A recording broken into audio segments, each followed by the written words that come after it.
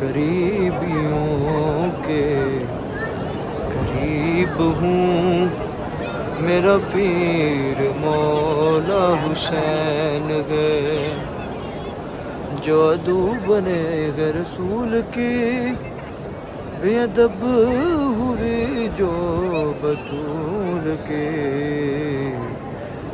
فقط انہی کا رقیب ہوں، میرا پیر مولا حسین ہے، فقط انہی کا رقیب ہوں، میرا پیر مولا حسین ہے، اور میری ماں کنیز بطول ہے، والد غلام رسول ہے، میری ماں کنیز بطول ہے، والد غلام رسول ہے، حاکم میں ہوں نجیب ہوں، میرا پیر مولا حسین ہے، حاکم میں ہوں نجیب ہوں، میرا پیر مولا حسین ہے۔ الحمدللہ رب العالمین والصلاة والسلام علی سید الانبیاء والمرسلین۔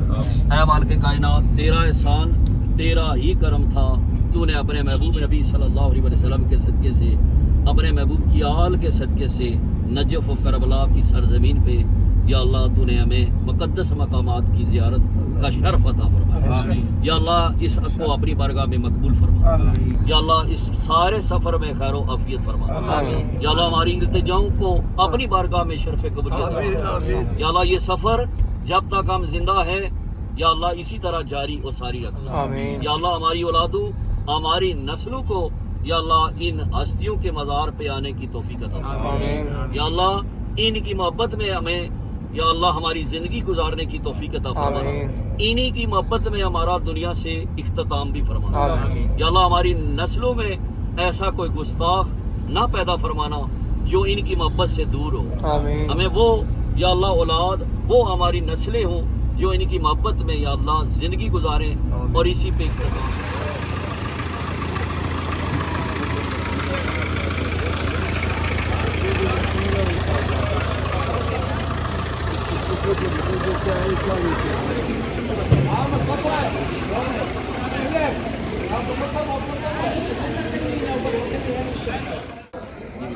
اعوذ باللہ من الشیطان الرجیم، بسم اللہ الرحمن الرحیم۔ الحمدللہ اس وقت ہم موجود ہیں شہر مسیب میں۔ مسیب وہ صحابی تھا کہ جس نے فرات سے نہر نکال کے اس علاقے کو سیراب کیا، کسان تھا، اپنی زمینوں کو پانی وغیرہ لگایا کرتا تھا، اور جس برکت پہ موجود ہیں یہ جناب امیر مسلم کے شہزادے جناب محمد و جناب ابراہیم ہیں۔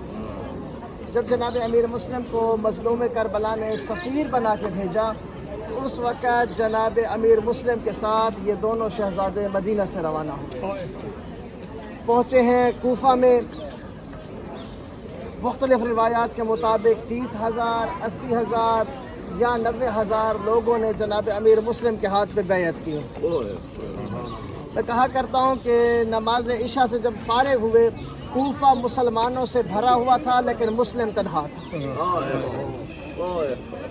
مسلم تنہا۔ جناب امیر مسلم کی شہادت کے بعد شہزادے دونوں محمد و ابراہیم، انہیں قاضی شرح نے اپنے بیٹے سے کہا کہ مجھے پتہ چلا مدینہ کی طرف ایک قافلہ جا رہا ہے، ان دونوں شہزادوں کو ان قافلے کے ساتھ بھیج دو، مدینہ پہنچ جائیں گے۔ اور بعد میں قاضی شرح، یہی بندہ جو اہل بیت کی مدد کرنے والا تھا، بک گیا۔ سب سے پہلا امام حسین علیہ السلام کے قتل کا فتویٰ اس قاضی شرح نے دیا۔ دونوں شہزادوں کو جب بھیجا، کیا دیکھا کہ گرد اڑ رہی ہے۔ قاضی شرح کا بیٹا کہتا ہے وہ سامنے جو گرد نظر آ رہی ہے اس کے قریب پہنچ جاؤ، قافلہ ابھی گزرا ہے، اس کے پیچھے پیچھے چلتے جو آپ مدینہ پہنچ جائیں گے۔ اب شہزادے کم سن تھے، بڑے کی عمر مبارک 9 سال، چھوٹے کی 7 سال۔ कोशिश की लेकिन काफ़िले के करीब ना जा पहुँचे। कोफा की गलियों में शहजादे कभी एक गली से दूसरी गली में, कभी एक कूचे से दूसरे कूचे में, शहजादों को गिरफ्तार कर लिया गया। 1 साल तक शहजादों को मशकूर की कैद में रखा। मशकूर दरोगा कहता है कि मुझे हुक्म हुआ दोनों शहजादों को अलग अलग कैद कर दें। मैंने दोनों को अलग अलग कैद कर दिया। एक दिन मैंने क्या देखा कि बड़ा शहजादा कहता है, "ए दरोगा, मेरे छोटे भाई की आवाज़ नहीं आ रही, मुझे ज़रा उससे मुलाकात करवा दे।" शकूर कहते हैं कि मैंने मुलाकात ना करवाई। मुझे हुक्म था कि इनको गर्म पानी देना है, कभी खाना देना है, कभी नहीं देना है, या खुश्क खाना देना है। मशकूर कहते हैं कि एक दिन मैं खाना देना भूल गया, मैं जाके सो गया। आलम ख्वाब में मैंने देखा कि कोई पर्दादार बीबी है और कह रही है, मशकूर अपने बच्चों को तो खाना खिला लिया, मेरे बच्चों को भूखा छोड़ दिया। मशकूर कहते हैं मैं तड़प गया। मैं आया, मैंने पूछा, शहजादे तुम कौन हो? शहजादे कहते हैं जिससे तारुफ करवाते हैं वही जुल्म करता है। कहने लगे कि मुझे मदीने वाले अब्बास की कसम, मैं तुम्हारे पे जुल्म नहीं करूँगा। जब ये नाम सुनना था दोनों शहजादों का गिरिया बुलंद हुआ, तो हम उसी अब्बास के भांजे हैं। दोनों शहजादों को मिलाया, दोनों ने गिरिया किया। मशकूर ने दोनों शहजादों से माफ़ी मांगी, वहाँ से निकाला, कहा मदीने पहुँचाने की कोशिश करता हूँ। लेकिन कमसन होने की वजह से शहजादे फिर वही कोफा में रह गए। रात की तारीकी थी, बचपना था, यही कभी एक गली से दूसरी गली में, कभी दूसरी गली से तीसरी गली में। फुरात के किनारे पहुँचे हुए हैं, सूरज तलू होने लगा। बड़ा शहजादा कहते हैं, भैया हम दरख्त पे चढ़ जाते हैं, यहाँ पे छुप जाते हैं, कहीं ऐसा ना हो कोई मुसलमान हमें देख ले और हमें अजर रिसालत देने लग जाए। दोनों शहजादे दरख्त पे छुप गए कि हारिस की कनीज़ आई पानी भरने। क्या देखा कि दरिया में अक्स नज़र आ रहा है। दरख्त की तरफ देखा कि किस माँ की आगोश की रौनक को उजाड़ा हुआ है। शहजादे खौफ खाने लगे, कहा डरो नहीं, मैं मोमना हूँ, जो भी हो मैं आपके साथ ताउन करूँगी। शहजादों ने जब अपना तारुफ करवाया, तो मेरी जो मालिका है वो भी मुहिब अहले बैत है, आइए मैं आपको साथ लेके जाती हूँ। आ गए शहजादे हारिस के घर। हारिस की बीवी ने शहजादों को नहलाया, शहजादों के बाल बनाए, खाना पेश किया। कहा कि मेरा शौहर जो है वो बहुत जालिम है। शहजादों आपको ढूंढने के लिए हुकूमत और इनाम के लालच में वो बढ़ रहा है। आप इस कमरे में आराम फरमाइए, कोशिश कीजिएगा आपकी आवाज़ बुलंद ना हो। शहजादे आराम फरमाने लगे। इतने में हारिस थका हुआ घर पहुंचा। बीवी कहती है, कहाँ घूम रहे हो? खाना रखा, कहा उठा लो खाना। जब तक मुस्लिम के शहजादे नहीं मिलते मैं दरबार में पेश नहीं कर लेता, इनाम नहीं ले लेता, उस वक्त तक खाना नहीं खाऊंगा। ये कनीज़ खुदा कहती है, कुछ खौफ खुदा कर, क्यों अपनी आखिरत ख़राब करता है। इतने में शहजादों के रोने की आवाज़ बुलंद हुई। इस पर उन्होंने कहा, ये बच्चे किसके हैं, आवाज़ कैसी है? इसकी बीवी कहती है, मुमकिन है हमसाए के बच्चे हों। एक जुमला इसने कहा अगर कोई वारसों वाले होते, कोई खामोश कराने वाला होता। इन शहजादों को कोई खामोश कराने वाला नहीं है। कहा हमारे फलां कमरे से आवाज़ आ रही है, ताला लगा था, चाबी तो नहीं दी। इस मलून ने ताला तोड़ा।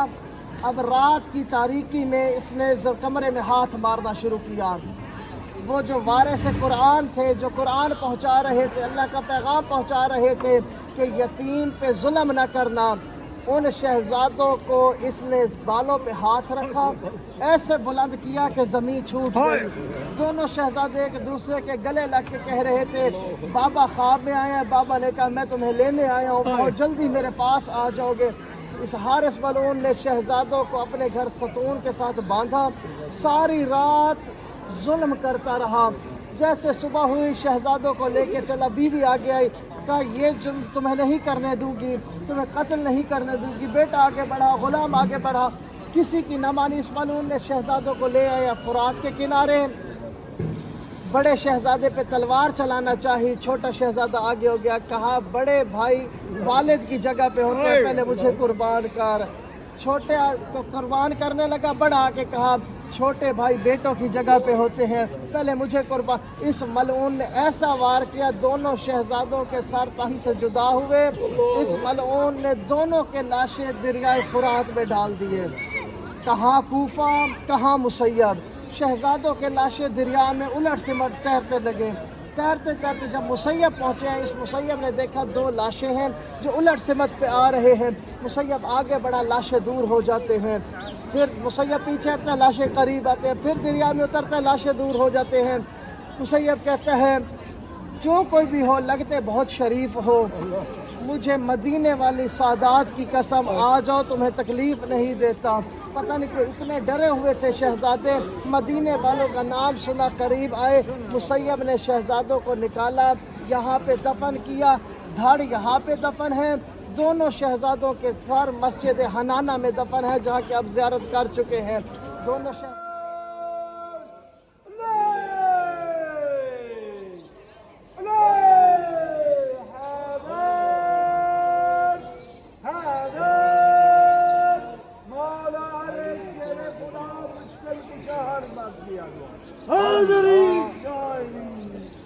اللهم صل على سيدنا ومولانا محمد، اللهم صل على سيدنا ومولانا محمد وعلى سيدنا علي وسيدتنا فاطمة وسيدتنا زينب وسيدنا حسن وسيدنا حسين